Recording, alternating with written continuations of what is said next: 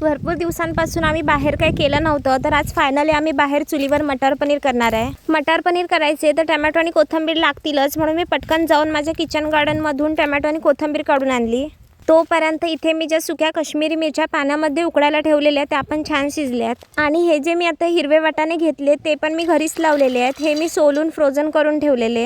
यांना पण मी आता एक कड काढून घेते, म्हणजे नंतर जास्त शिजवायला नाही लागणार. नंतर मी ग्रेव्हीसाठी 2 मीडियम साईजचे कांदे आणि 2 लाल पिकलेले टोमॅटो कापून घेतले. आता मी कढईमध्ये थोडं तेल टाकून त्यात पनीरचे तुकडे तळून घेते. हे जे मी आता पनीर तळते ते पण आम्ही घरीच तयार केलंय. आता त्याच तेलात थोडंसं जिरं, 10-12 पाकळ्या लसूण आणि चिरलेला कांदा टोमॅटो टाकून एक वाफ काढून घ्यायची.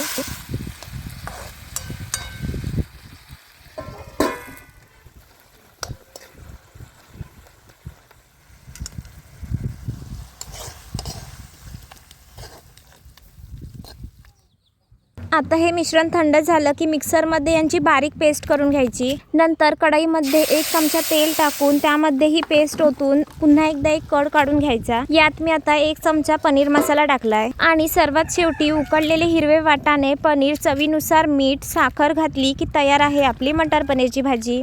व्हिडिओ आवडल्यास चॅनलला नक्की फॉलो करा.